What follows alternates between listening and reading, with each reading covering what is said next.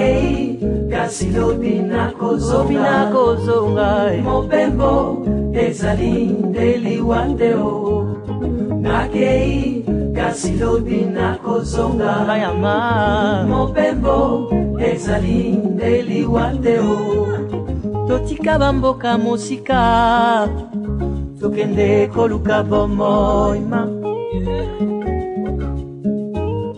tokoma mitelengano na mboka mopaya nani ya sunga yo pasi na pasi e. Nakei kasi lobi nakozonga atandele o mobembo ezali ndeliwa te o. Nakei kasi lobi nakozonga bakoyambanga mobembo ezali ndeliwa te o. Nakozonga mboka nakei kasi lobi nakozonga mobembo ezali ndeliwa te o.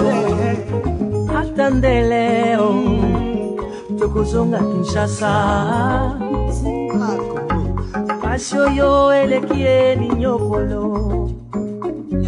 mboka ya mopaya pasi baninga. Atandele tokozonga Kinshasa o pembeni ya bayeba ndaka yo. Atandele tokozonga mboka o mboka babota biso. Atandele nakei kasi lobi nakozonga mobembo ezali ndeliwa te o. Nakei kasi lobi nakozonga ezali seloko ya ngonga e mobembo ezali ndeliwa te o. Tokozonga mboka kasi lobi nakozonga mobembo ezali ndeliwa te.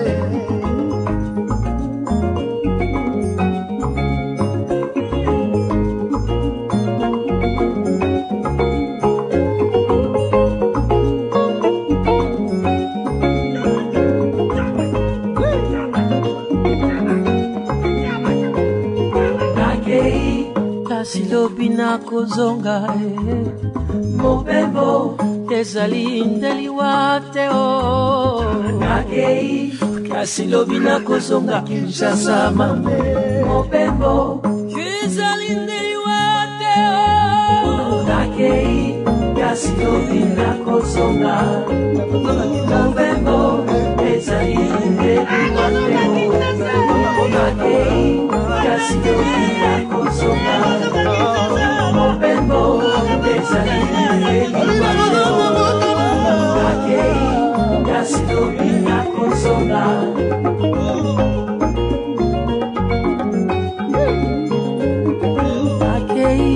kasi lobi nakozonga mobembo ezali ndeliwa te o. Nakozonga na Kongo.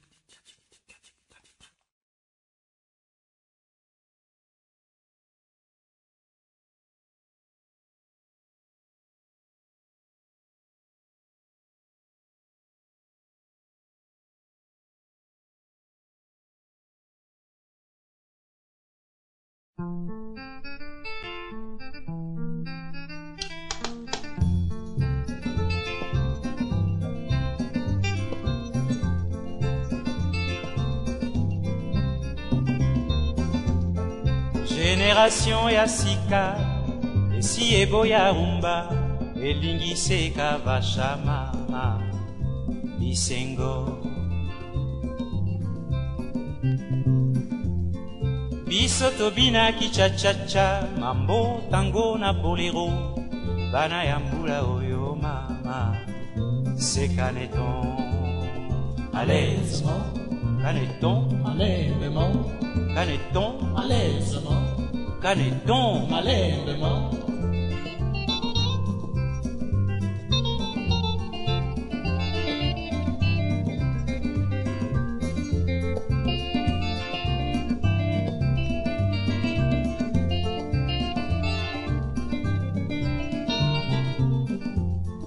basi ya mbula ya kala balata jupon na zigida bana ya mbula oyo mama Zambala.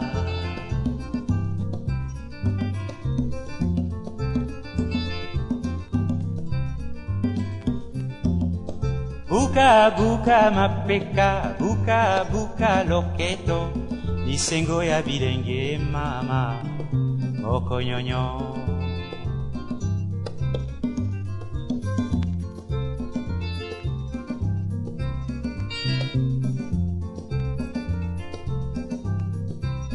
Eh oui, au Zaïre, les jeunes ne sont pas à court d'idées. Au contraire, ils en sont prodigues. Chaque génération a ses engouements, dit-on. La jeunesse de Kinshasa la belle a les siens. Chez nous, oui. Chaque soir, c'est l'ambiance qui règne dans nos bars. Et chaque jour apporte une danse nouvelle.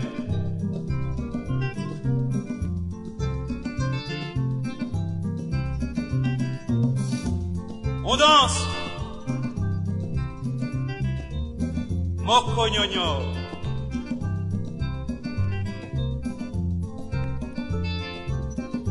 On s'égaye avec Ekonda Sakade.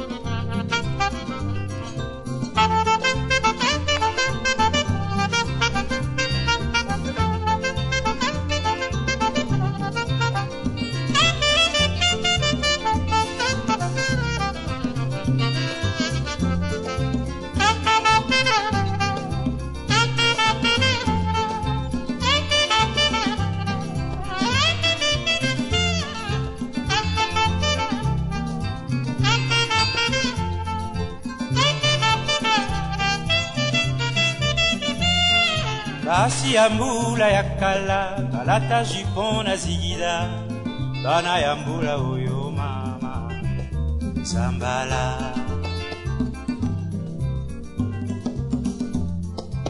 Buka buka mapeka, buka buka loketo, lisengo ya bilenge mama, okonyonyo. Ekonda Aguaya, washa washa, Fiona Fiona, dindon griffé, mon bombo, volant, Toyo Motors, Kolokwanga, Siatapata,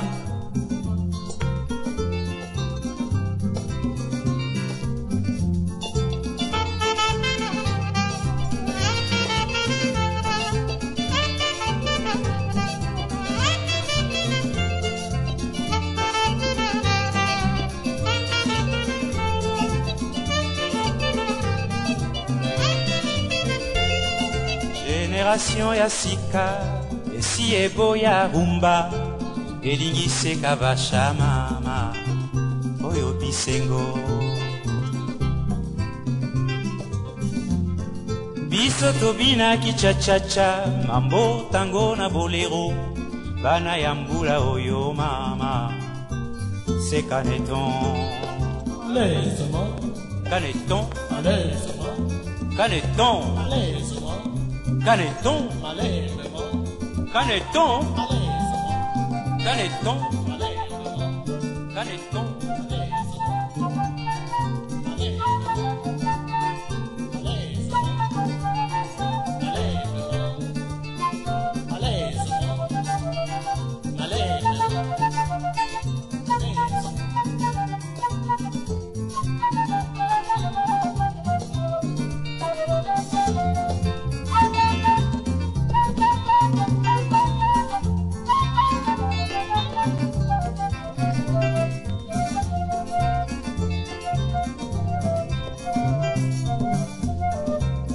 Caneton, à l'aisement, un caneton, malainement, caneton, à l'aisement, allez, caneton, malainement, caneton, à l'aisement, caneton, malainement, caneton, à l'aisement, un caneton, malainement, allez, caneton, à l'aisement. en avant, caneton, allez, volant.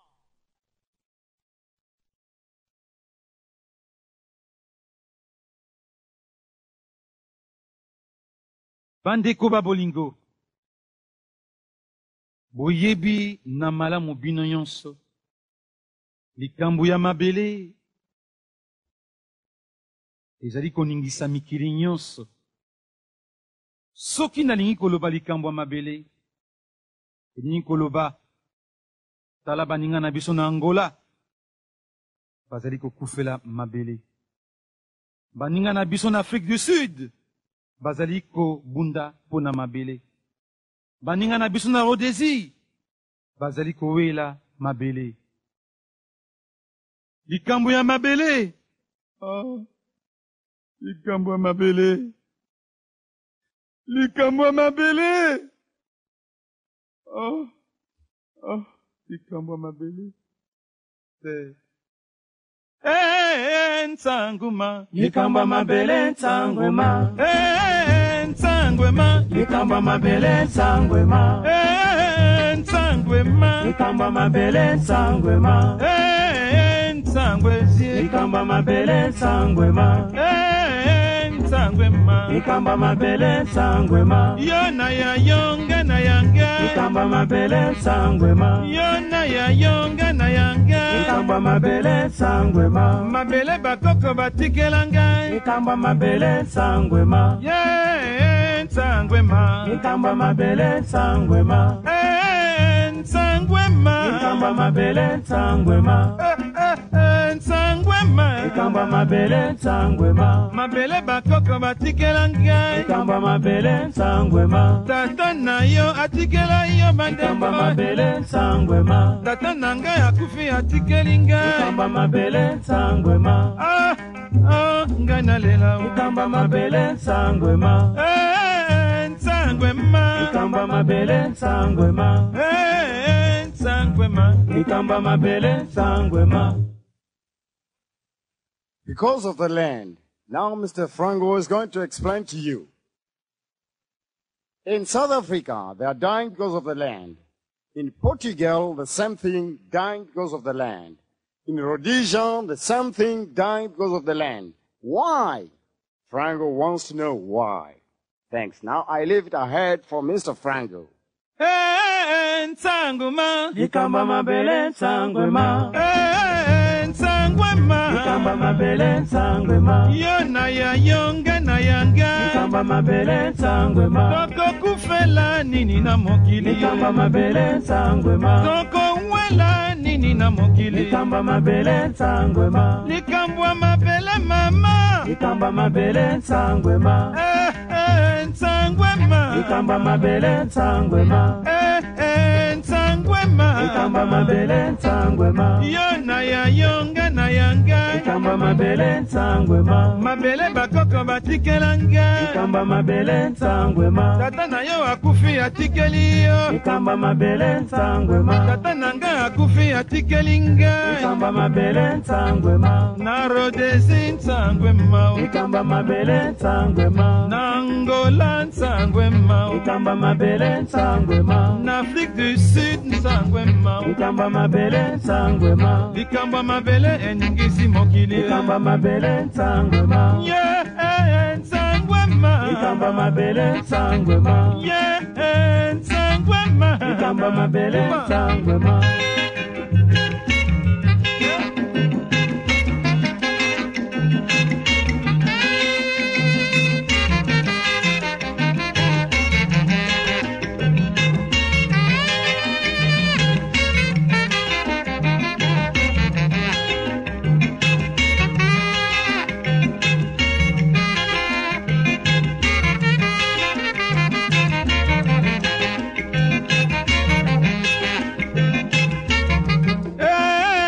nsangwema, Likambo ya mabele nsangwema, nsangwema likambo ya mabele nsangwema. bandeko ya bolingo likambo ya mabele ezali mikili nyonso mpe wana biso na Kongo tomonaka banoko batata basi batata bandeko bakoluka koboma ya bango bandeko mpona likambo ya lopango ya solo ya lopango ya nini mabele.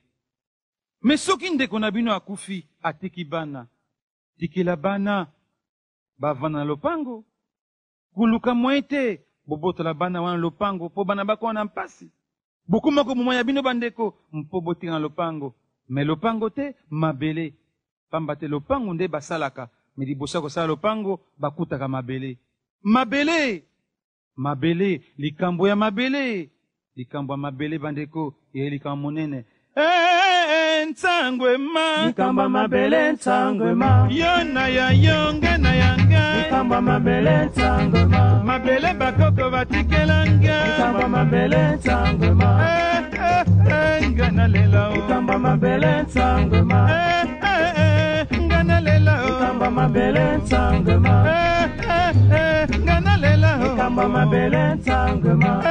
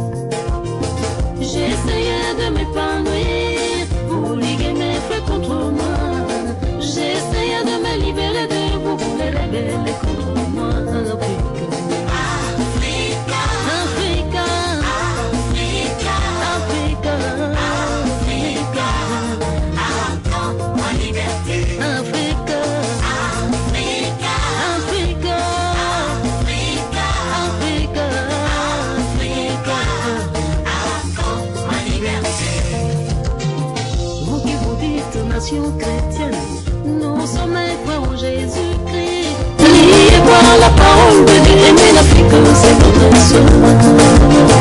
Le créateur des choses et la terre n'a-t-il pas dit après 50 ans, laissez l'esclave s'en aller, attends la liberté.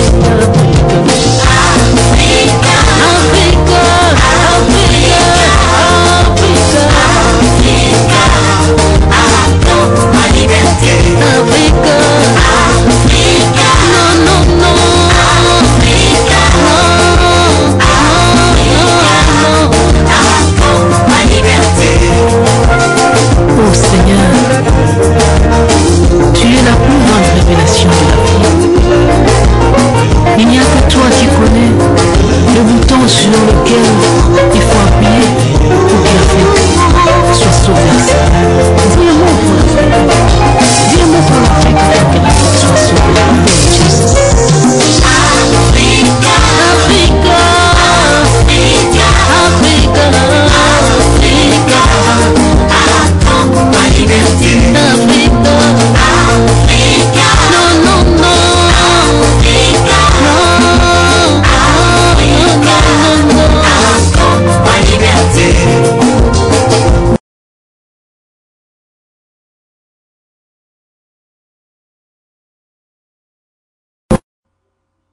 Bonsoir, bonsoir, chers auditeurs, auditrices de la radio Amafrica World, la radio du donner et du recevoir.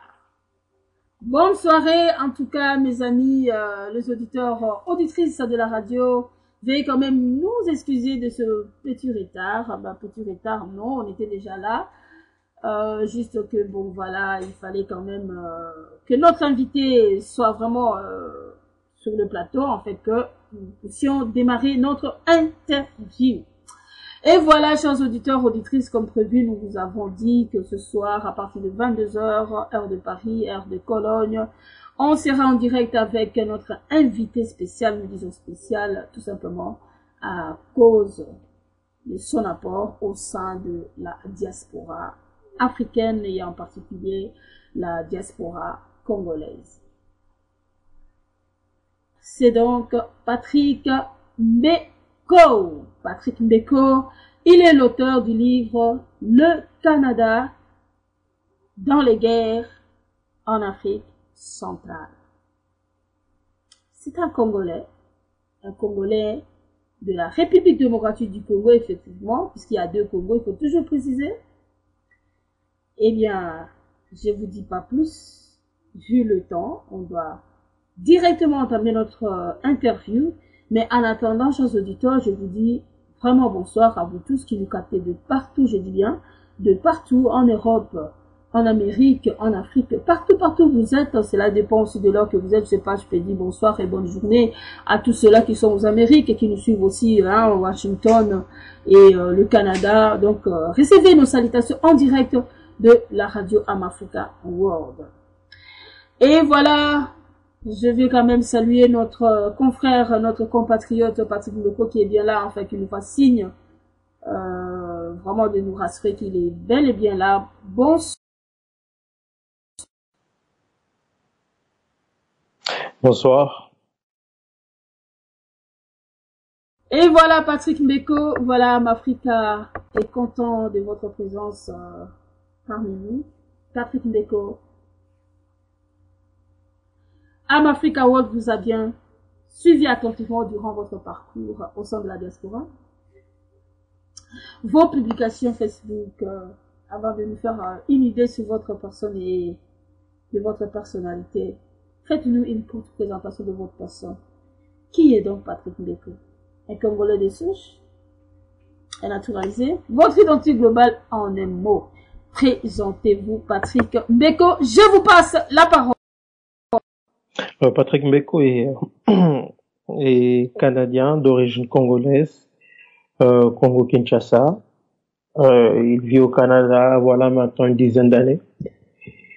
Il est analyste de questions géopolitiques et géostratégiques, souvent invité à donner des conférences un peu partout. Il est aussi l'auteur du livre que vous avez cité, Le Canada dans les guerres en Afrique centrale. Et je viens de publier très récemment la suite de cette enquête qui s'intitule Le Canada et le pouvoir Tutsi du Rwanda, 2 décennies de complicité criminelle en Afrique centrale. En gros, voilà.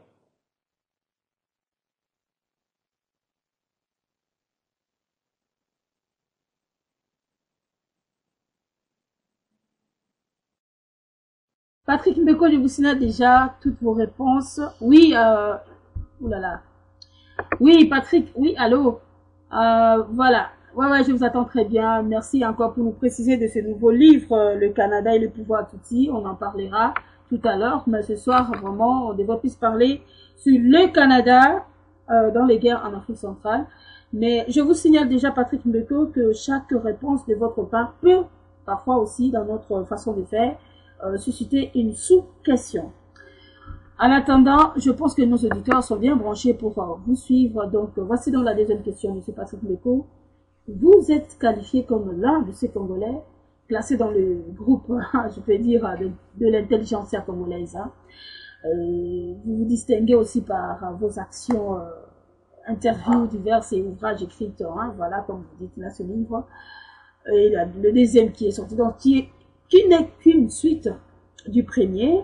Certainement, vous pouvez aussi avoir un bagage intellectuel. Oh, père, moi j'imagine bien, hein, parce que Peut-être que c'est une exagération un peu de ma part, mais dites-nous, Patrick Beko, quelles est donc vos études faites ou votre fils, je ne sais pas qui êtes-vous. Vous avez fait peut-être certaines études au Canada là-bas? Ça, j'ai fait mon école primaire et secondaire à Kinshasa. Et après, bon, j'ai étudié à l'école française en Côte d'Ivoire. J'ai étudié aussi, j'ai commencé mes études post-universitaires dans ce pays. Je suis allé aux États-Unis où je suis passé par Georgia State University. Et c'était un passage qui était très rapide, j'étais étudiant étranger. Et au Canada, j'étais allé en fait pour des cours de pilotage. J'avais mon inscription là-bas parce que je suis un passionné des avions. Et finalement, je me suis retrouvé en Sciences Po à l'Université de Montréal. Donc voilà.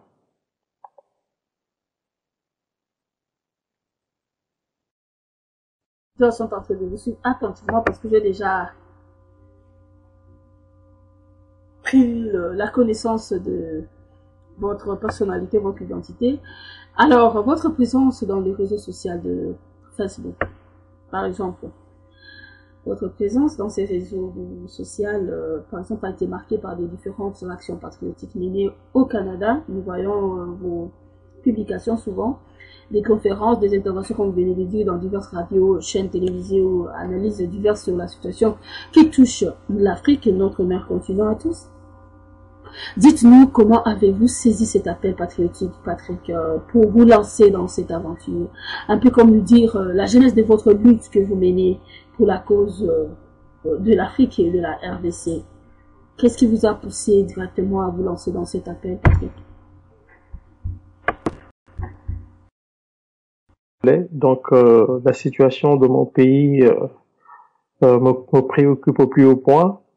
Mais je dirais que depuis d'abord, pour commencer, c'est que depuis mon jeune âge, j'ai toujours été intéressé à la situation politique de mon pays et j'avais l'habitude de suivre les informations avec mon père, mon pauvre père. Et quand je suis arrivé au Canada, la guerre en RDC continuait, la situation était catastrophique et j'ai commencé à me rendre compte en fait que le pays, mon deuxième pays, en fait mon pays d'adoption, était d'une certaine manière impliqué dans des situations de guerre, d'instabilité, tant au Rwanda qu'au Congo, disons dans la région des Grands Lacs. Je me suis aussi rendu compte que ce problème-là n'était pas bien traité. Et donc je me suis lancé dans l'activisme à partir de 2006. Je me suis vraiment lancé dans l'activisme. Et nous militions beaucoup contre l'arrivée du président Kagame à Montréal. Nous avons beaucoup manifesté, c'était dans les journaux. Et il y aura le tournant important, c'est en 2008, quand un ami a publié un livre Noir Canada, pillage, corruption et criminalité en Afrique. Et pour moi, c'était un livre en fait qui décrivait explicitement l'implication des sociétés minières canadiennes en Afrique. Et il y avait une partie qui était consacrée au Congo. Mais j'avais rencontré l'auteur avec qui nous sommes devenus des grands amis. Et je me rappelle une fois, pendant la discussion sur la situation en Afrique, il m'arrête pendant la discussion, il me dit « Mais Patrick, pourquoi tu n'écris pas un livre ?» Et donc je lui dis « Mais un livre, bon, l'idée ne me traversait même pas l'esprit. J'étais très impliqué au niveau communautaire, j'étais très impliqué quand il y avait des manifestations sur la situation au pays. Et l'idée d'écrire un livre ne m'avait pas vraiment effleuré l'esprit.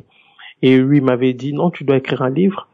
Sinon, écris tout ce que tu sais sur un papier, parce que en t'entendre parler, il dira, tu es une bibliothèque vivante. Ça, c'était l'expression qu'il avait utilisée, en fait. Et donc, à ce moment-là, l'idée d'écrire vraiment ne me taraudait pas beaucoup. Et quelques mois après, je suivais c'était une information qui passait à la télé. C'était la couverture médiatique des événements dans les Grands Lacs.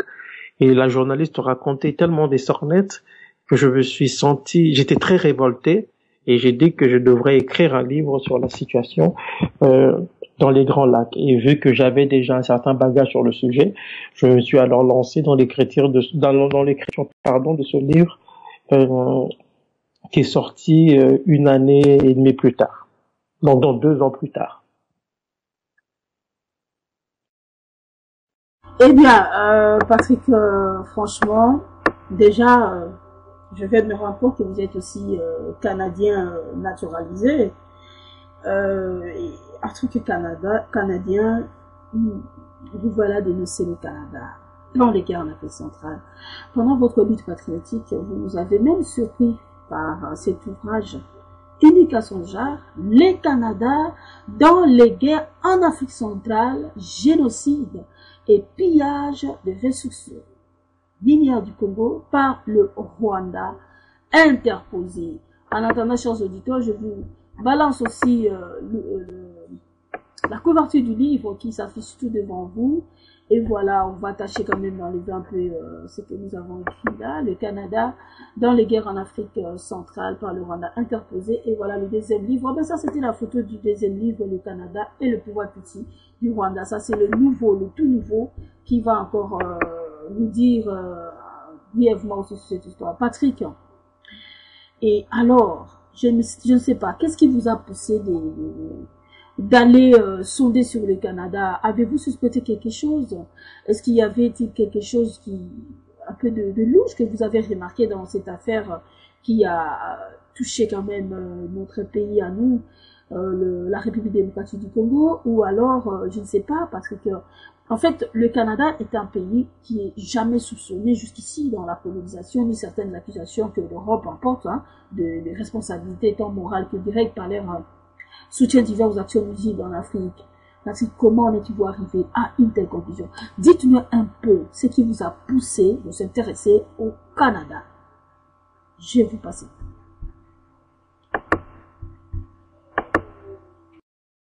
C'est un pays qui n'est pas soupçonné d'être impliqué dans des crises, dans des guerres un peu partout, et notamment en Afrique. Et surtout en Afrique des Grands Lacs, disons en Afrique centrale. Et donc moi j'ai pu constater simplement de ce Canada où je vivais que les choses n'étaient pas aussi simples qu'on nous le présentait et surtout pas vraies. Je me suis rendu compte que les compagnies minières, le poids de l'industrie minière canadienne dans les événements, dans plusieurs événements en Afrique et notamment dans les Grands Lacs était très important.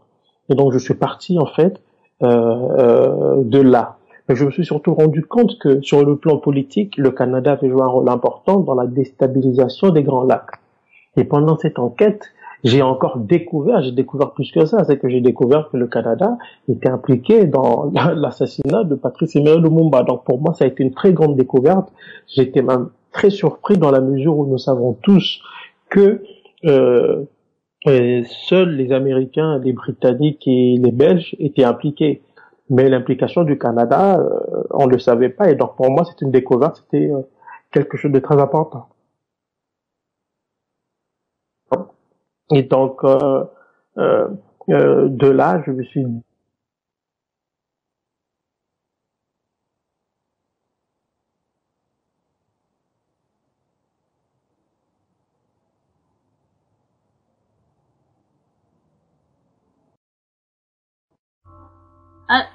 Allô, voilà, chers auditeurs, veuillez patienter un peu. En attendant, nous allons mettre la musique. Voilà, il nous revient. Allô, Patrick? Voilà, vous êtes là. Eh bien, vous êtes en train de parler. Je ne sais pas si je vous laisse finir d'abord votre phrase pour entendre la...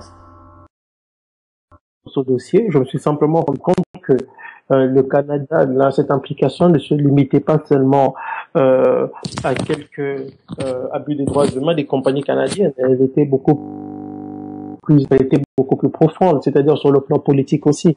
Et donc, je l'ai amplement documenté dans mon livre. J'ai clairement prouvé que le Canada est l'un des États qui a joué un rôle très très très important, qui a eu un rôle très profond dans la déstabilisation de toute la région des Grands Lacs, en partant du Rwanda jusqu'à la République démocratique du Congo.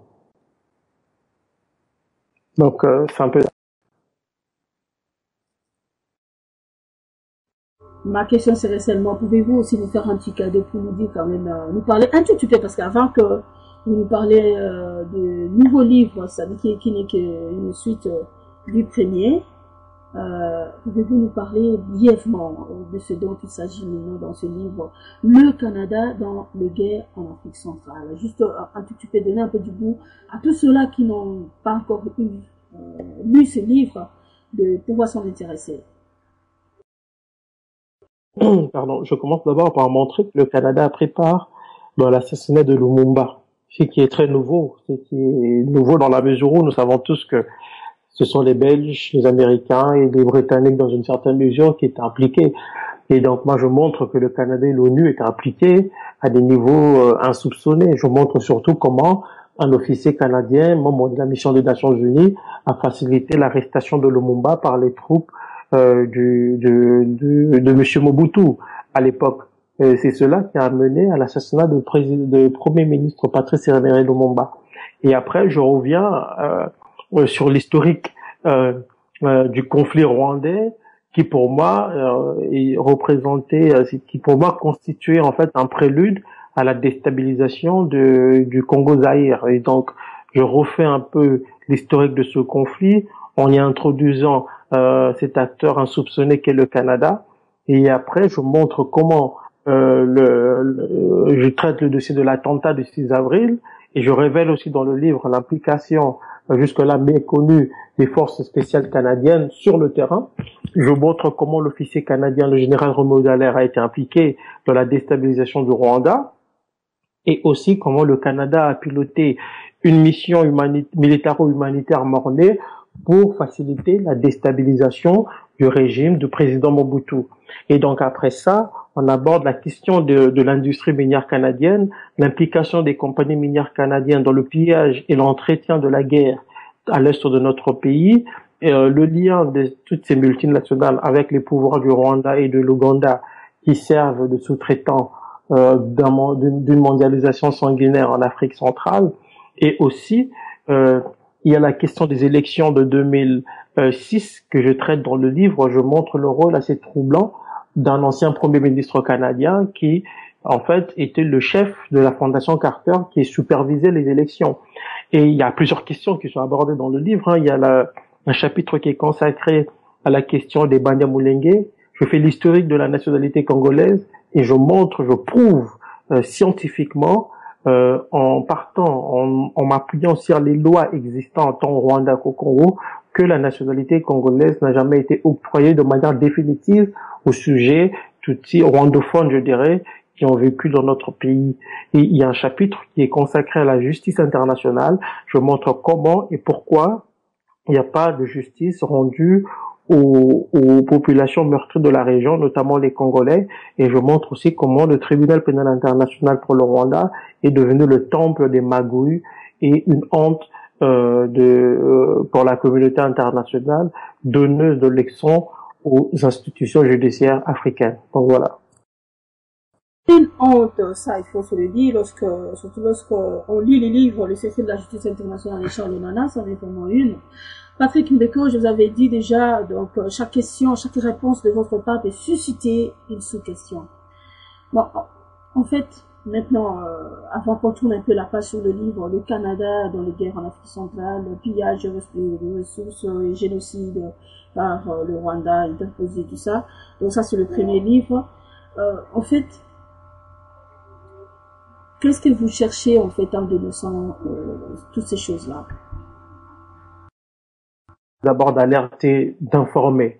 On peut poser des actions, on peut entreprendre des actions de rectification ou des actions pour changer la situation que si on est informé.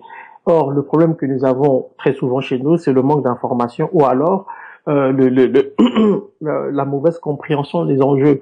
Et donc, mon livre, je dis humblement, je pense avoir ouvert un débat, révéler des choses qui permettront aux Congolais, en fonction de ces éléments, de prendre position en fonction de leurs intérêts.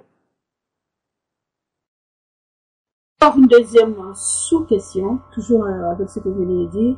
Patrick, en relatant la personne de Lumumba dans votre livre et d'en être même surpris que le Canada aurait aussi contribué à la mort de Lumumba. Le regrettez-vous, Lumumba? Comme tout Congolais qui connaît bien l'histoire de son pays, c'était quand même le premier ministre de ce pays. C'est un homme qui avait une certaine vision du monde et aussi du Congo. Et je pense que sa perte a été une très grande, sa mort a été une très grande perte pour nous tous et tout Congolais sensé devrait le regretter. Sa mort ou une perte pour vous. Savez-vous que nous avons aussi reçu sur ce plateau que vous avez aussi répondu aussi le secrétaire général, en fait le secrétaire particulier de Patrice Emery Lumumba. C'est un vieux monsieur, Benoît Lukunku Loisomwe, qui passera encore dans ce plateau ce lundi. En fait, toutes ces personnes, ça dit qu'ils sont des survivants, ne vous représentent-ils rien ou bien que pensez-vous de toutes ces personnes alors? En fait, je parle en particulier de cet homme qui était son secrétaire particulier et qui vit aussi à l'étranger comme vous aussi. Donc, qu'est-ce que vous en dites? Sur le fait que vous l'ayez reçu? Un témoignage, parce que vous dites que vous le regrettez. Et il a passé un témoignage dont nous avons essayé quand même de publier ces vidéos, hein, même dans le réseau social de Facebook. Je ne sais pas si vous en avez aussi eu quand même, par curiosité, si le Lumumba, que vraiment vous le regrettez, avoir eu à visionner, mais puisque cette vidéo, si vous ne l'avez pas, je vous conseillerais en même temps, hein, c'est juste une parenthèse que j'ouvre, de visionner cette vidéo, parce que lui aussi c'est une bibliothèque vivante, comme vous l'êtes aussi, Patrick.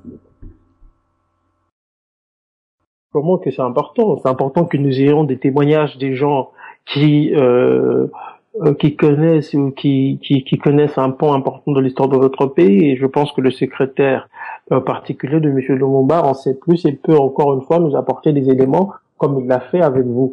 Je pense que c'est une démarche qui est très noble parce que, vous savez, il y a quand même une génération des Congolais qui ignorent lamentablement, je dirais qu'ils ignorent vraiment de manière assez étonnante l'histoire de leur pays. Nous n'avons pas vraiment d'archives comme telles de ces événements et tout ce qui concerne le Congo se trouve très souvent en Belgique. Et donc, avoir des gens qui ont été des acteurs de premier plan, des acteurs directs de cette période, c'est quelque chose de louable. Et encore le plus important, c'est peut-être pour ces personnes, c'est une suggestion, d'écrire, de nous laisser quelque chose de probant, un livre et tout, que nous pourrions, nous, à notre tour, laisser à nos enfants pour que l'histoire de notre pays, ce pan important de l'histoire de notre pays puisse se perpétuer. Je vous signale déjà, il passera dans notre studio ce lundi. Il va passer pour parler à la jeunesse.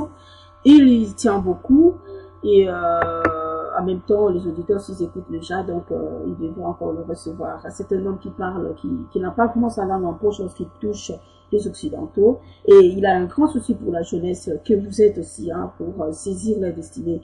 Et ça serait bien aussi si vous écoutez son interview parce qu'il va passer. Il sera reçu par l'un de notre, dans l'équipe de Amafrica, donc la voix de la jeunesse, Dieu le veut Bouté Boulari. Eh bien, c'est juste une parenthèse que nous avons ouverte. Nous la fermons. Patrick, c'est une question très importante. Je vous prie de bien suivre attentivement. Pendant que vous étalez le rôle qu'a joué le Canada dans les guerres en Afrique centrale, et de son implication de près ou de loin dans le génocide et pillage des ressources minières du Congo par le Rwanda interposé. Patrick Mbeko, dites-nous franchement, en digne d'un analyste politique, selon certaines sources, je résume, le Canada aurait été soutenu, hein, le Canada aurait aussi soutenu les groupes, selon certaines sources, je dis bien, de défenseurs de droits humains. Je répète encore, comment définissez-vous alors le rôle du Canada à double tranchant, c'est-à-dire tantôt soutenir les guerres, le génocide et le pillage grâce à votre livre, et tantôt, d'autre part, dans le passé aussi, que vous dites, il a contribué aussi à l'assassinat de Lumumba, vous regrettez parce que vous savez qu'il avait quelque chose pour le pays, et il en est parti, et eux, ils nous ont enlevé cet espoir-là, et puis du coup, appuyer les défenseurs de droits humains. Que pensez-vous de ce défenseur de droits humains en Afrique? Est-ce juste une occasion favorable de profiter des pillés parce qu'une grande porte leur est ouverte? sans toutefois en être impliqués directement. Et en même temps, protéger les populations en soutenant une action aussi noble qu'elle apparaît de sécuriser les éléments sans voix. Expliquez-nous le sens de votre accusation et de son rôle à double tranchant particulier. C'est très important. Répondez-nous. Je pense que ça qui même montre que la population, le peuple, arrive à être trompé ou arrive à être confondu dans les actions que les gens posent quand même. Mais comment on peut jouer des jeux comme ça? C'est-à-dire en être impliqué dans des choses quand même assez graves que vous accusez dans votre livre, et non seulement vous, mais plusieurs personnalités aussi, dans certains ouvrages aussi. Mais en tout cas, le vôtre, ça a encore éclairci parce que le Canada, jusqu'ici, il était insoupçonné. Et maintenant, parce que quand on appuie les droits humains, c'est qu'on s'inquiète pour de la population. Mais je vois comment ils ne vont pas être impliqués dans le génocide. Ça, c'est quand même troublant. Je ne sais pas, Patrick. Expliquez-nous un peu ça. Je pense qu'on peut le comprendre à deux niveaux. D'abord, il faut d'abord commencer par comprendre que le Canada a des intérêts en Afrique. Et donc, participer au pillage de ressources, entretenir des guerres, et soutenir des ONG dites de droits de l'homme, tout ça participe à une même stratégie. Seulement, voilà, il y a une variante au niveau de ces stratégies. Pourquoi? Parce que d'une part, on détruit et d'autre part, on montre qu'on fait des bonnes choses. Le problème, je crois, est qu'il faut des Africains. Tout à fait. Il faut que les Africains comprennent ceci, c'est que quand les Occidentaux soutiennent ou financent les ONG, c'est pas pour le beau yeux des Africains ou c'est pas parce qu'on veut nécessairement défendre les droits humains. Il est vrai que les acteurs sur le terrain, très souvent, les coopérants ou toutes ces personnes qui travaillent parfois de bonne foi dans des régions pour soulager les souffrances, ne réalisent pas qu'en fait, ce sont des agents indirects où ils participent à la pérennisation d'un système d'exploitation qui est très subtil et honteuse et très sournoise. Pardon. Un système d'exploitation sournois. Donc, dans cette stratégie, comme je dis, la stratégie de pillage, la stratégie de prédation, la stratégie de financement, d'entretien des guerres, et la stratégie d'utiliser les ONG, les deux stratégies, en fait, concourent au bien-être ou à la préservation des intérêts canadiens. Et nous devons surtout comprendre aujourd'hui qu'il existe ce que moi j'appelle l'impérialisme humanitaire, c'est-à-dire on utilise l'humanitaire pour atteindre des objectifs inavoués. Et c'est ce qui se passe très souvent en Afrique. Et aujourd'hui, on voit d'ailleurs que les ONG sont devenues remplacer les missionnaires qui allaient autrefois civiliser les nègres au nom du christianisme, de tout ce qu'on veut. Donc aujourd'hui, les ONG sont devenus des outils au service du capital, au service du système dominant. Ce sont les bras exécutants non avoués du système impérial. Donc c'est plutôt à nous de comprendre cela. C'est aux gens qui travaillent pour ces ONG qui remplissent, qui sont aujourd'hui nombreux en Afrique, de comprendre que ces entités qui se disent non gouvernementales sont en réalité des entités d'un autre gouvernement. Donc voilà. Donc en gros c'est ça. Eh bien, c'est un peu comme un système, on dit chez nous en Lingala, un peu quoi, azo soi et puis azo fula, quoi. Donc, c'est pour nous, ça doit quand même nous aider à voir un peu plus clair dans ce genre de choses. Bon, alors, j'avais même oublié, parce que votre nouveau livre, qui n'est que une suite du premier, vous avez dit ici, parce que sinon on risquerait d'en oublier. Je vais tâcher de le balancer au public. Voilà, le Canada et le pouvoir Tutsi du Rwanda. Vous pouvez aussi nous dire un peu brièvement de cette suite. Qu'est-ce qui vous a encore motivé de vous lancer encore dans l'aventure, de continuer encore jusqu'à appuyer encore le pouvoir Tutsi du Rwanda, et vous précisez Tutsi, alors que le Rwanda c'est un mélange d'ethniques qui est là, c'est-à-dire le Tutsi, le Hutu, le Twa, on dit le Pygmée.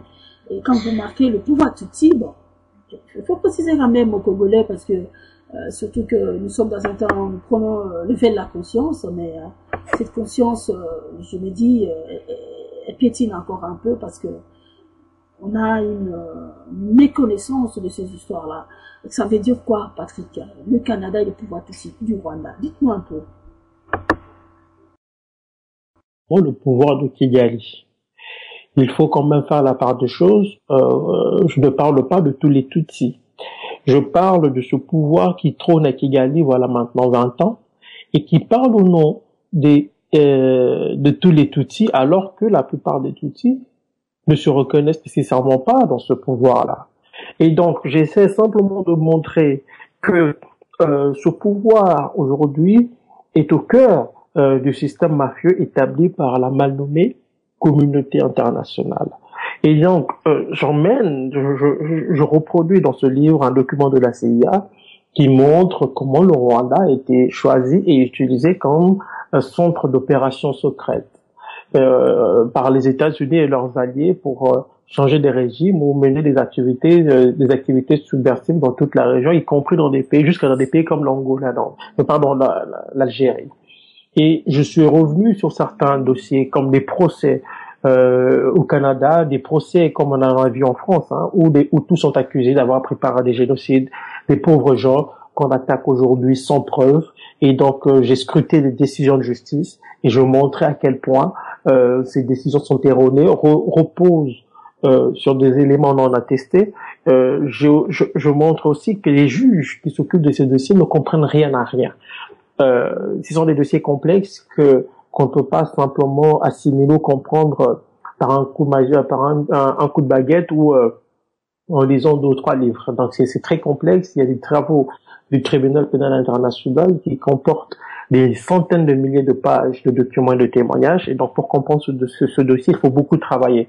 Et donc je suis revenu vu que je suis au Canada et nous sommes des Canadiens, donc je suis revenu sur l'histoire du chanteur Corneille et j'ai montré tout le paradoxe qui existe en fait dans la narration de la version officielle de l'histoire rwandaise, puisque Corneille est né de père Tutsi et de mère Hutu et ses parents ont été massacrés par les membres du pouvoir Tutsi de Rwanda.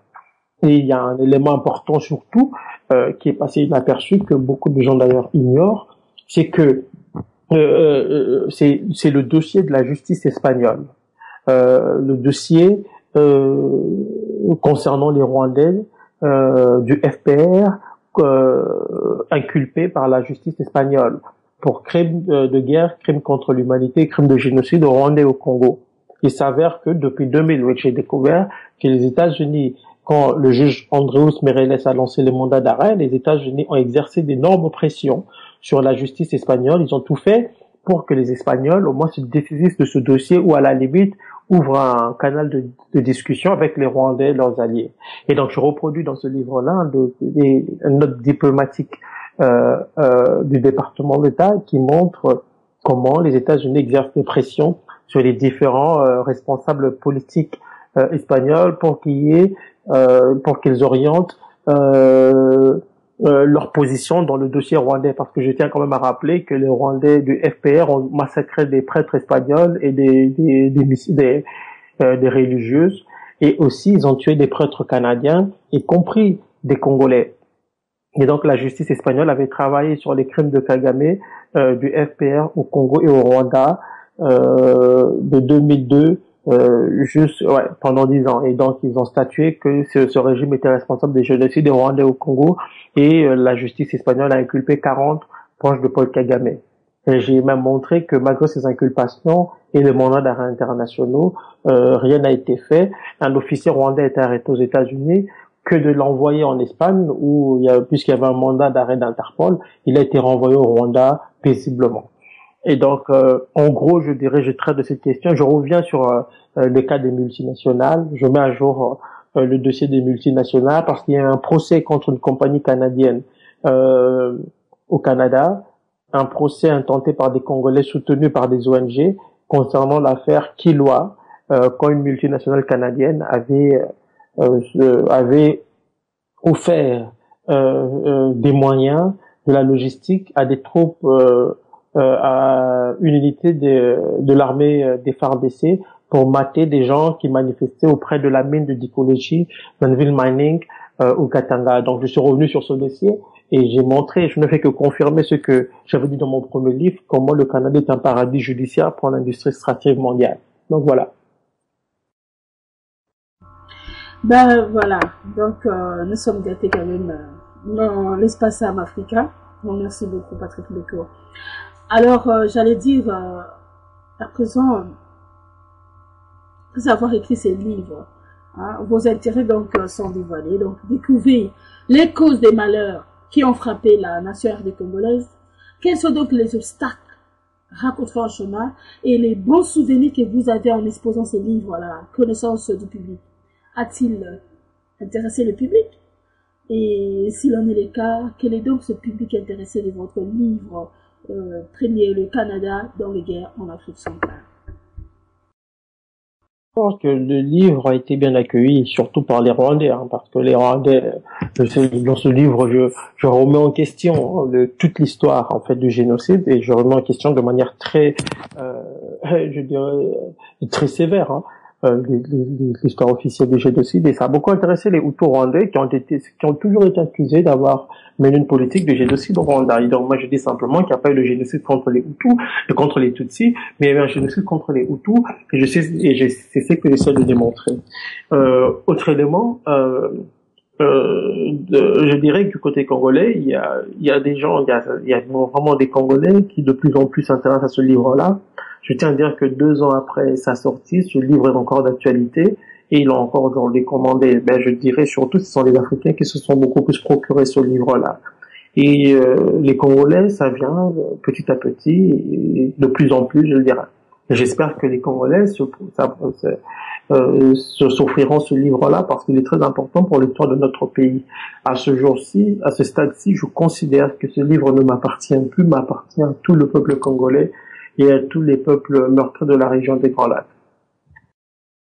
Évidemment, ça m'appartient aussi, surtout que la souffrance d'un continent a aussi besoin de savoir un peu certaines souffrances que vous avez déjà découvertes, et ça c'est très bien pour nous.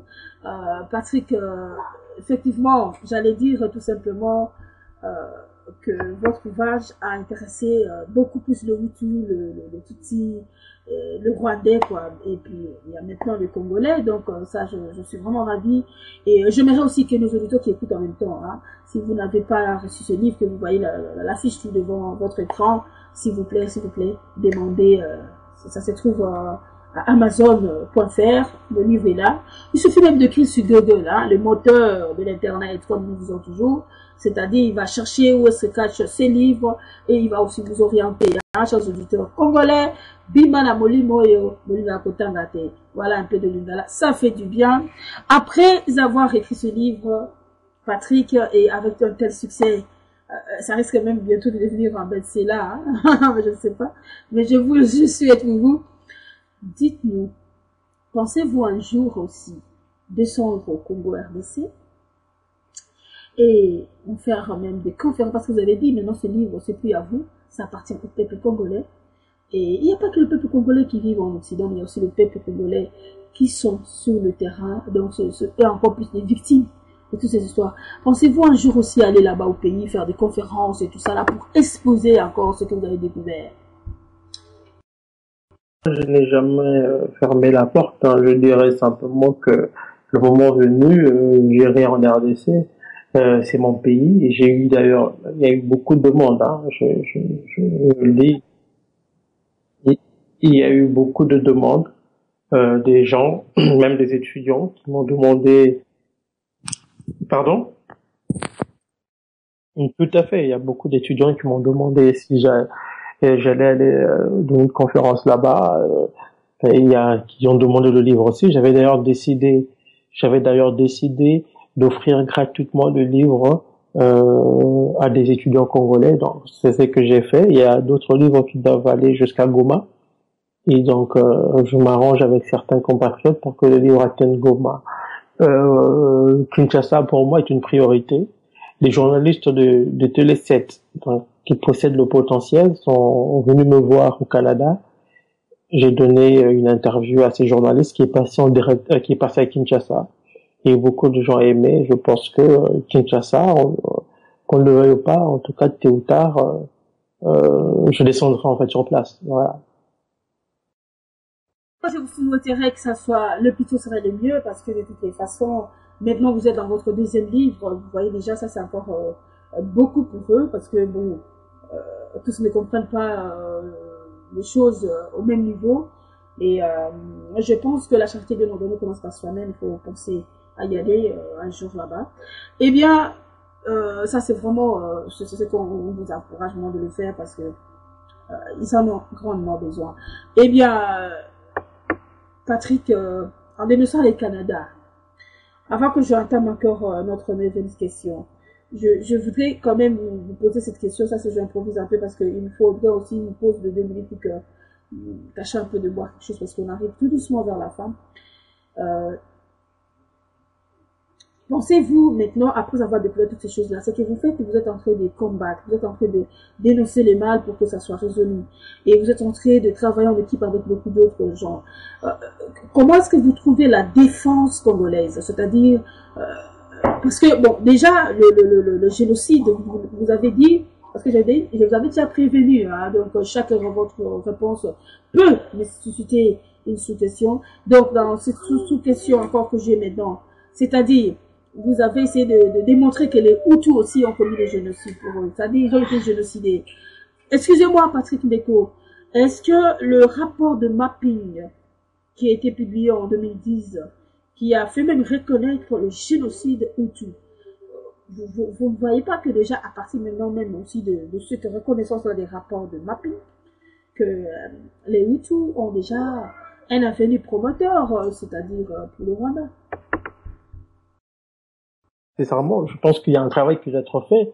Le rapport mapping décrit des crimes, mais le rapport mapping ne dit pas tout. Le rapport mapping ne parle pas de l'implication des grandes puissances, notamment des États-Unis, dans le massacre des Hutus et des Congolais à l'est du Zaïre pendant la chevauchée de l'AFDEL. Donc, je pense que pour moi, c'est un rapport qui, bien qu'il décrive beaucoup de crimes, est un rapport qui est d'abord avant tout politique. Et donc, là, le changement au Rwanda ne peut intervenir que lorsque les Rwandais décideront de prendre leur avion en main. Je pense que c'est ce qu'ils sont en train de faire. À ce stade-ci, on ne doit pas, le rapport mapping, oui, c'est important, on peut l'utiliser contre le régime de Kigali, mais le plus important, c'est d'adopter une démarche cohérente qui rencontre avant tout les intérêts des Rwandais. Et donc, ceux qui ont publié le rapport mapping l'ont fait, en tout cas, à mon avis, pas pour soulager les Hutus rwandais, mais c'est juste un rapport qui a été publié à un moment précis pour titiller le régime de Kigali, pour montrer qu'il y a quelque chose qui est en train de changer.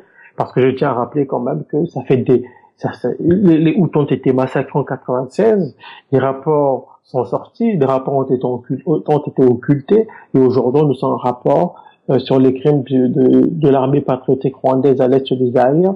On ne cite pas ceux qui ont parrainé cette armée patriotique, ce pouvoir Tutsi, qui s'est livré à ces massacres-là. Donc il y a quelque chose de très curieux, de très bizarre, de très sombre dans cette manière de présenter les choses. L'avenir des Hutus dépend des Hutus, l'avenir des Hutus ou de tous les Rwandais dépend des Rwandais. Ils doivent travailler à la mise en place d'un gouvernement qui travaillera pour l'intérêt de tous les Rwandais. Et je ne pense pas que le gouvernement en place puisse le faire, même si aujourd'hui ce gouvernement semble vaciller. De toute manière, c'est un gouvernement qui est mono-ethnique, qui a un mépris pour une partie des Tutsis aussi, mais aussi pour la majorité des Hutus. Et donc le rapport, bien qu'il est accusatoire, pour moi ne présente pas un moment d'espoir pour les Hutus. Le moment d'espoir interviendra quand les Hutus voudront vraiment prendre leur avenir en main. C'est ce qu'ils sont en train de faire à cette voie. Et donc c'était là un rapport qui pour moi sans le politique ne servira à rien.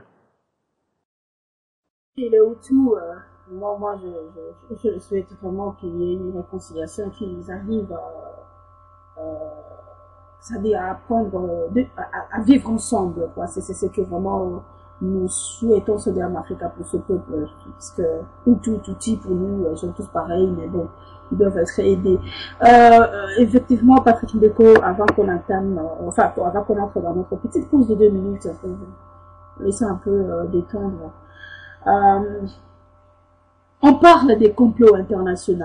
Laurent Désiré Kabila, je pense que vous avez essayé un peu de faire allusion à l'entrée de l'FDL qu'il avait accompagné jusqu'au pouvoir. Il a pu dénoncer sur le complot international. Et ces complots internationaux qui se définit par aussi une forme de l'occupation que parle le Congolais, et parfois mal définie chez les Congolais. Dénonçant les Canada. Certains pays ont été aussi dénoncés en Occident, à savoir les Anglo-Saxons, Israël, États-Unis, USA, de l'administration Bill Clinton et certains pays européens comme la Belgique. On a comme l'impression que cela est à la dimension internationale, effectivement. Alors, Patrick Beko, certaines sources, en commençant par Laurent Désiré Kabila qui a dénoncé ça. Charles Onana, Pierre Péan ont dévoilé toutes ces histoires-là aussi dans leurs livres que j'ai quand même lus. Et contre la RDC, comment définissez-vous ce complot et ces mécanismes d'opération? Ou vous confirmez le contraire, qu'il ne s'agit pas d'un complot? Parce que je vous passe à... Non, je pense qu'il y a un complot, mais il faut le comprendre dans un sens autre que le sens de complot, comme certains le sous-entendent très souvent, c'est-à-dire des gens qui se rencontrent pour, pardon, c'est un système de domination, de mise sous tutelle, mise en place, pour asservir le Congo et puis les Congolais et piller leurs ressources. Un peu comme à l'époque de Léopold II, sauf que maintenant ça a changé de forme, le fond demeure le même. Et donc il y a eu des stratégies qui ont été mises en place dès la fin de la guerre froide et qui ont été perpétuées. Ça a commencé par le Rwanda et après c'était le Congo. Donc et aujourd'hui il y a une mise sous tutelle à travers les Nations Unies, les casques bleus qui sont là. Et ce que nous devons comprendre, c'est que le plus important, c'est de comprendre le mécanisme de fonctionnement. Et ce mécanisme passe par une sous-tutilisation socio-économique et politique, puisque nous ne décidons en réalité, nous ne décidons pas, en fait, même sur le plan économique, puisque nous sommes assujettis aux ajustements structurels pour que nous recevions une partie de l'aide étrangère. Bon, une aide, je ne sais même pas si on peut appeler ça une aide. Et il y a sur le plan politique, nous avons la présidence de la mission des Nations Unies. Et ça le signe que le pays est sous tutelle. Vous pouvez vous rappeler en 2010 quand Joseph Kabila a voulu quand il a demandé aux troupes de l'ONU de quitter, ils lui ont dit qu'il n'allait pas quitter, il dépend du Conseil de sécurité. Et donc, nous avons un pays qui est sous occupation et qui est sous tutelle. Et ce, grâce à ses propres, en partie à cause de ses propres enfants. Malheureusement, c'est aussi une réalité. Donc, quand on étudie ces genres de questions, il faut avoir un regard braqué sur les acteurs pléniers qui sont tapis dans l'ombre, qui sont les acteurs extérieurs, les acteurs apparents que sont le Rwanda, l'Ouganda, que nous voyons et qui nous agressent à travers des rébellions téléguidées de toutes pièces, et aussi les acteurs intérieurs qui sont les Congolais. Donc voilà.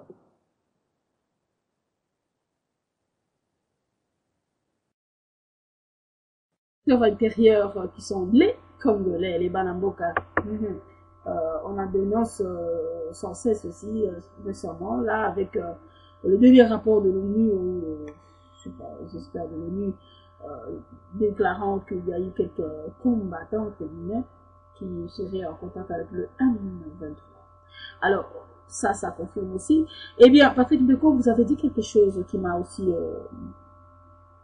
attiré mon attention. Vous avez dit que l'occupation, en fait, Joseph Kabila, donc le président actuel là-bas en RDC, aurait demandé à MONUSCO de quitter le pays et qu'on leur aurait dit qu'ils dépendent de ce Conseil de sécurité.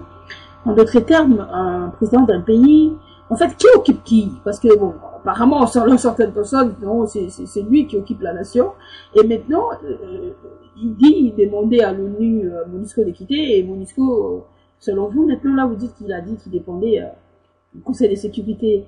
Donc, le Conseil de sécurité, si je comprends bien, c'est l'ONU qui occupe la RDC ou la communauté internationale, ou bien comment, je comprends pas. Il faut expliquer vraiment un peu ce truc, parce que les Congolais doivent savoir un peu le niveau, le degré de cette occupation. Je n'ai pas bien compris. Vous voulez dire quel rôle joue Joseph Kabila et l'occupation, c'est ça?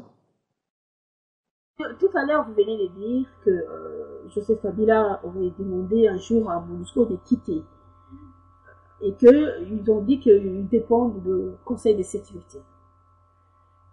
en d'autres termes, si on voit déjà, on fait l'analyse sur ça, un président d'un pays qui demande à la présence étrangère, si on peut comprendre ça, donc à la mission onusienne de partir, ils disent non, nous dépendons du Conseil de sécurité. Ces conseils de sécurité, c'est-à-dire, avait-il vu que le pays était encore en danger, qu'il y avait encore beaucoup de risques, c'est pourquoi, je ne sais pas.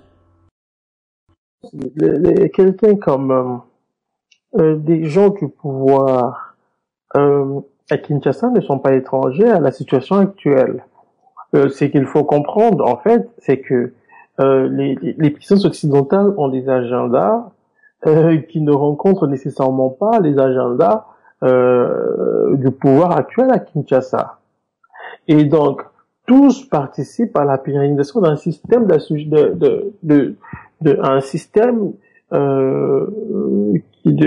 qui met le pays dans un système dans un coma. Seulement, il y a des intérêts profonds et des intérêts apparents. Il y a des sous-traitants et des acteurs pléniers. Il y a des acteurs apparents et des acteurs de premier plan. Et donc, les acteurs de premier plan sont ceux-là qui décident au niveau du Conseil de sécurité. Et après, il y a ceux qui sont au bas de l'échelle, qui font l'intéressant et qui pensent diriger alors qu'ils ne détiennent en réalité aucun pouvoir.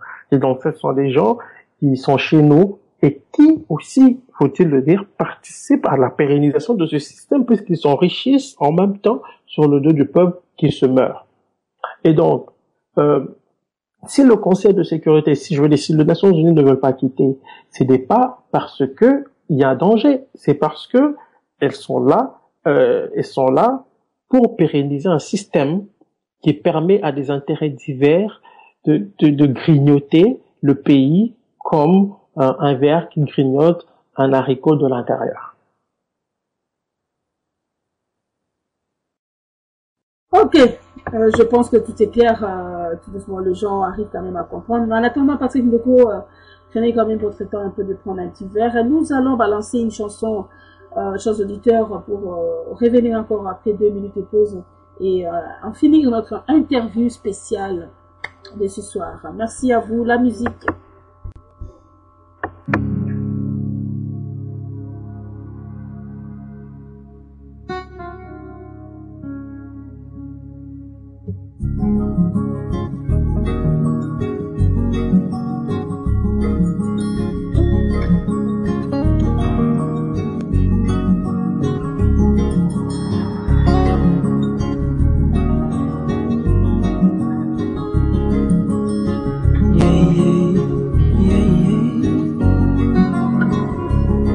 Tangoza na bomo tangu makasi za na nzoto yebisa fami tolingaka bango liboso bawa yebisa boyoyo okumisaka ye kisa lolango na yo kozela te bakufa o nsimo ya kotanda mosolo kozela te bakoma na bokono lakisa lolango na yo oh, oh, oh. Yo, yo, yo, yo, yo. Yeah, yeah, yeah. Yo, yo, yo, yo, yo. Tangoza na bomo lakisa bango mutindokani yolingaka bango yolelaka motema baoyo betelaka tolo yebisa bango boye chimukunanga bikolabe oh nakupenda mumezolange fami nalingi bino yo yo yo yo yo yo yo yo kozela te bakoma na bokono polakisa lolango na yo kozela te bawa sima otanda wolo na lilita yango wana lelo yebisa bango boye chimukuna na bikolabe yo ye ye minanga nazotonga ayo mumezolange fami nalingi bino chimukuna na bikolabe nakupenda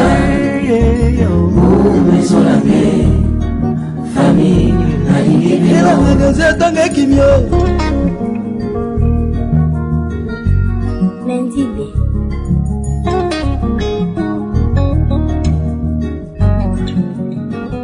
tangwango yo yakolakisa lolamu kozela te bakende na paradiso kozela te babunga na lifelo tango oza na bomoi lakisa yebisa lolango na yo yebisa bango Chimukuna na likola be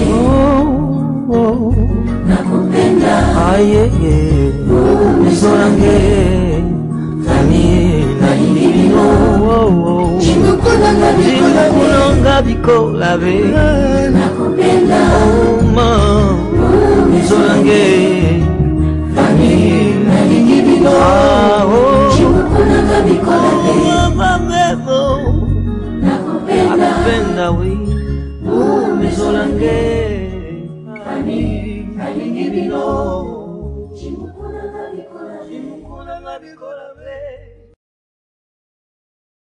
Voilà, chers auditeurs, auditrices de la radio Africa, nous sommes revenus sur notre plateau. La pause est bel et bien finie. Eh bien, nous sommes là. Nous arrivons vers la fin. Patrick Mbeko, à présent que tout est clair pour vous maintenant, vous êtes dans la diaspora. Comment définissez-vous le combat que mène la diaspora actuellement? En faisant un retour au passé de ce combat, quelles sont des choses à reprocher, à soutenir et à réorganiser au sein de la diaspora congolaise de la RDC? Patrick, je passe. Nous avons bien vu, il y a eu des mouvements, des combattants, des résistants, il y a eu tous ces mouvements qui sont le fruit d'un certain éveil. Mais après, il faut aller beaucoup plus loin. Il ne faut pas limiter un combat de cette ampleur-là à des coups de sonde, à des cris dans les rues. Il faut évoluer. Et ça prend la connaissance. Et j'invite et j'appelle mes compatriotes, je le dis parce que je nous connais, nous nous connaissons. J'invite mes compatriotes à apprendre, à s'informer avant d'amorcer n'importe quel combat. Amorcer des combats en criant dans la rue sans prendre conscience en fait de la nature de l'adversaire, de son modus operandi, c'est faire fausse route en fait. Et donc il faut féliciter cet éveil quand même. Mais cet éveil a besoin d'être encadré, d'être orienté. Il faut que les minorités conscientes et agissantes agissent. C'est une urgence vu que le pays va très mal. Je ne serai pas dans une critique acerbe parce que j'ai été quand même pendant très longtemps, ceux qui me connaissent le savent, quelqu'un qui critiquait fortement la mouvance des combattants parce que j'estime encore qu'il y a des choses à faire. Mais le plus important, ce n'est pas de travailler dans la division, mais de travailler plutôt à l'unité, puisque notre pays en a grandement besoin. Donc voilà. Notre pays en a grandement besoin. Hein? Diaspora RDC, vous avez écouté Patrick Mbeko vous dire réorganisons-nous, unissons-nous. Il y en a aussi un rassemblement qui sera le week-end prochain aussi à Paris. Donc voilà. C'est aussi de telles organisations-là aussi qui peut permettre à la diaspora de se retrouver autour d'un intérêt commun qui est le Congo, donc notre pays à tout ça. Oui, Patrick, vraiment, je crois que récemment, nous avons remarqué quelque chose aussi en vous dans votre page. Récemment, nous avons remarqué que que vous appartenez à un nouveau groupe, je sais pas, les anti-mondialistes. Pouvez-vous nous expliquer cette nouvelle idéologie et de son rapport pouvant être positif pour la cause africaine?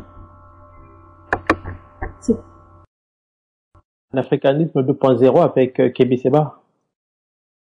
Je crois avoir lu quelque chose comme ça, que c'était les anti-mondialisations, tout ça. Et Kébi Seba, oui, je vois, ouais, le fameux soi-disant l'afro-insolent, quelque chose comme ça. Mais en fait, j'ai été invité par mon frère Kémé Seba, à faire partie d'un mouvement qui pense au bien-être de l'Afrique, qui pense à changer les choses sur le continent. Hein. C'est un mouvement, bien entendu, nous sommes contre le système impérial.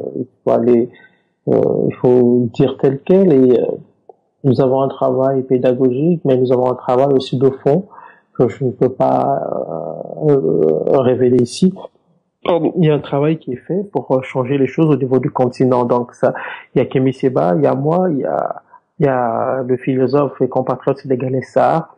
Il y a aussi beaucoup d'Africains qui ont adhéré à la mouvance. Donc c'est un peu dans le même cadre que ce que je fais pour le Congo. Hein. Nous travaillons pour le bien-être du Congo, mais aussi de l'Afrique, donc des pays africains. Et nous pensons que travaillant en synergie, en travaillant en union et en synergie, on peut changer les choses sur notre continent. Voilà.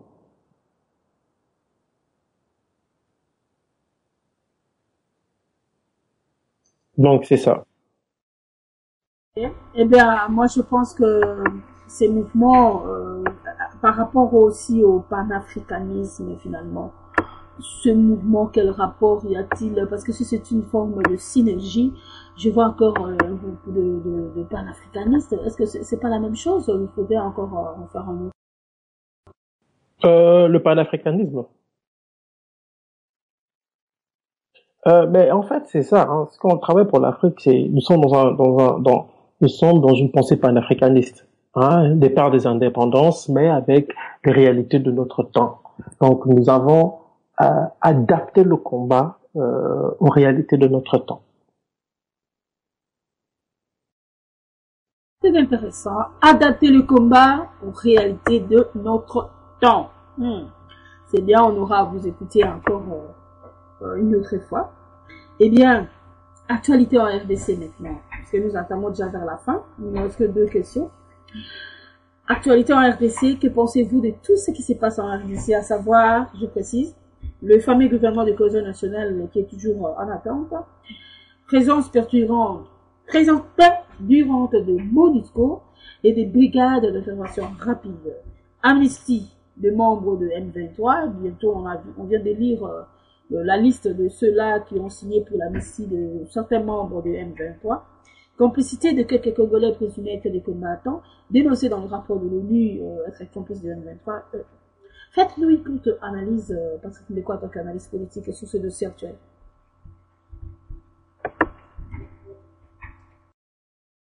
Bien qu'il y a quelque chose qui ne va pas dans ce pays, et ça rejoint ce que j'ai dit sur les acteurs pléniers, les acteurs apparents et les acteurs intérieurs. C'est-à-dire que il y a un pays qui est sous tutelle, un pays qui est occupé, qui est sous tutelle, et dont les décisions proviennent de l'extérieur, et dont certaines décisions proviennent de l'intérieur, dans le sens non pas de l'intérêt collectif, c'est-à-dire de notre peuple, mais dans le sens de l'intérêt d'un petit groupe de ces acteurs intérieurs qui participent à la pérennisation d'un système installé par les acteurs pléniers.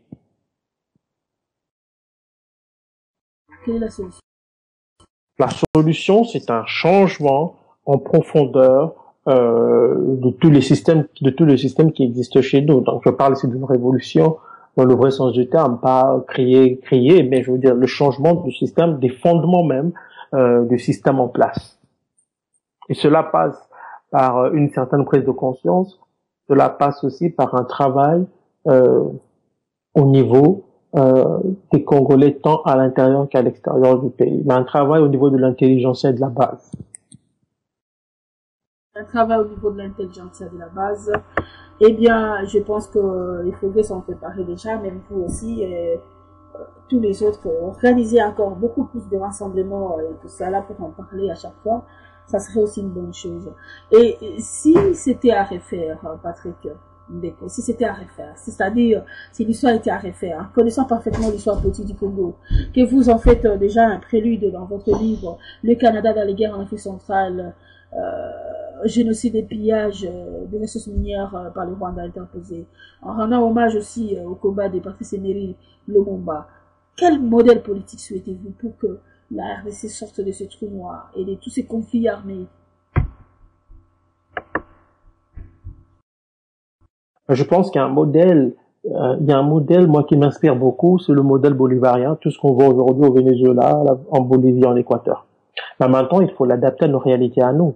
Et il faut surtout cesser de se comporter comme si il existe de modèles que ceux que les autres ont fait. Nous avions un système qui existait avant l'arrivée des colons, nous pouvons l'adapter à nos réalités d'aujourd'hui. Nous avons une culture, nous devons en fait mettre en place un modèle qui rencontre nos us et coutumes. C'est ça qui est beaucoup plus important. Et aussi mettre de côté toute cette pensée qui veut que le développement c'est ressembler à l'Occident. Ça, c'est une escroquerie intellectuelle puisque l'Occident, pour moi, ne progresse pas, mais regresse tant sur le plan des mœurs que sur le plan socio-économique et politique. Moi, je trouve même qu'on a aussi déjà un jeune Lumumba tout devant nous là, parce que vous militez vraiment comme lui militait, donc le modèle bolivien, le modèle, mais aussi en faisant, c'est-à-dire en ayant ce recours à certaines de nos réalités, eh bien, vous en expliquera un peu ce modèle bolivien, en fait, parce que c'est une sous-question finalement.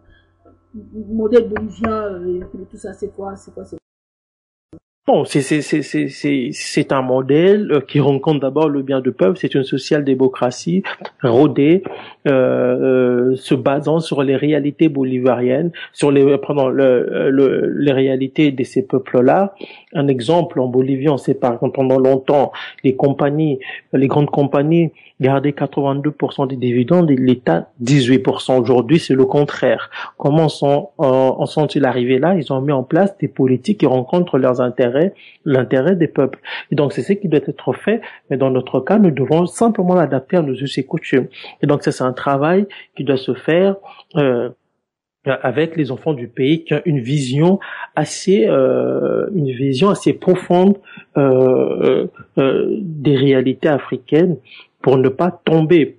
Quand j'ai parlé de l'intelligentsia, c'est pour dire que cette intelligentsia doit être une intelligentsia renouvelée. Il faut pas avoir une intelligentsia que j'appelle cooptée au modèle néolibéral, au fondamentalisme néolibéral de notre temps. Il faut un modèle coopté aux réalités africaines et particulièrement congolaises.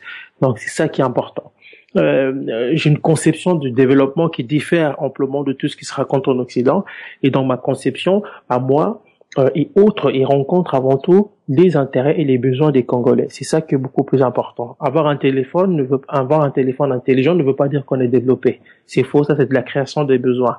Il y a des priorités beaucoup plus importantes pour nos populations qui ne rencontrent nécessairement pas le système de création de besoins qui existe en Occident, qu'on fait passer pour le développement ou le progrès. Voilà. Oui, Patrick Ndeko, là nous arrivons vers la fin, donc on va plus vous retenir encore assez longtemps. En fait, je voudrais simplement dire que pensez-vous aussi de ce modèle nationaliste qu'avait le Lumumba? Parce que là maintenant, vous avez dit, il faut aussi tenir compte de ce temps actuel que nous sommes, donc ça dit qu'il faut renouveler l'intelligence dans le siècle présent, on le dit les adeptes de la Bible. Voilà, donc ça veut dire quoi? Ça c'est le nationalisme africain. Vous y croyez encore?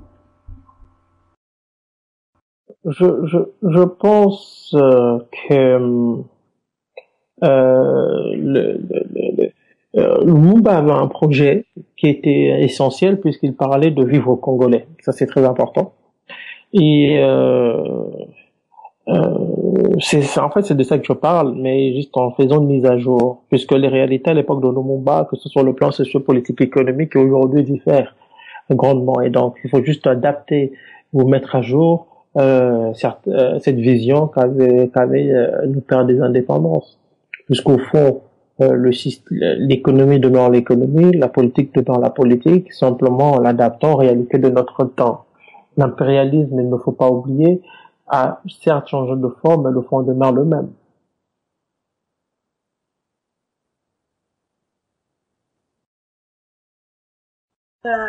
Patrick Ndeko, nous sommes à la fin.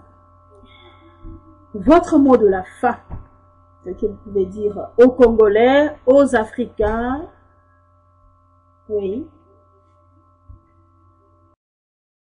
Simplement, je tiens simplement à vous remercier pour l'invitation et aussi à saluer mes différents compatriotes qui nous ont suivis et surtout une pensée assez particulière pour tous ces Congolais restés au pays, qui croupissent dans la misère, qui souffrent, et surtout une pensée aussi à toutes ces femmes à l'est de notre pays qui vivent au rythme d'une terreur made in Kigali.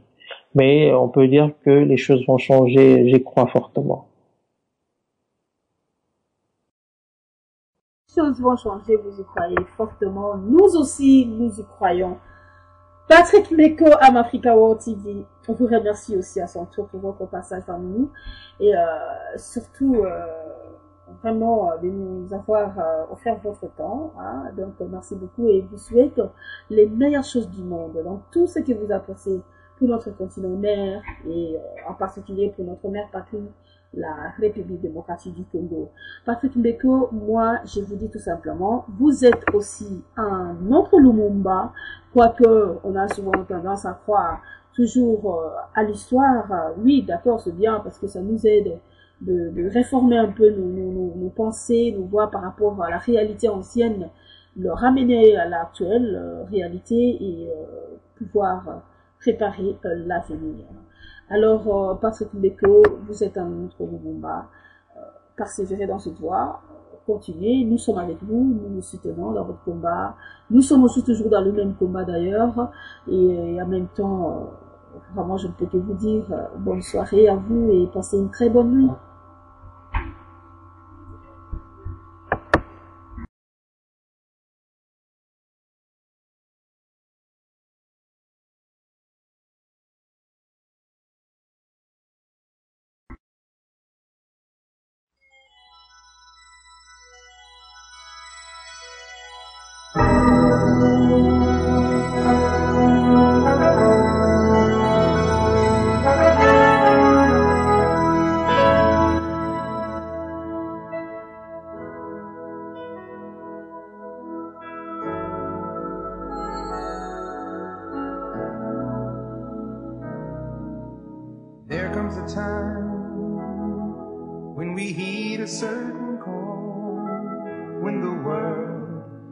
Come together as one. There are people dying. Oh, when it's time to lend a hand to life, the greatest gift of all. We can't go on pretending day by day that someone somewhere will soon make a change. We all a part of God's great big family. And the truth, you know, love is all we need. We are the world. We are the children. We are the ones who make a brighter day. So let's start giving. There's a choice we're making.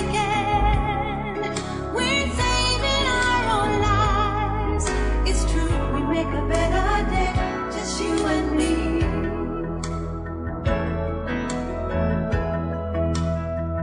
Well, send them your heart, so they know that someone cares, and their life will be stronger and free. As God has shown us, by turning stone to bread, and so we all must lend a helping hand. We are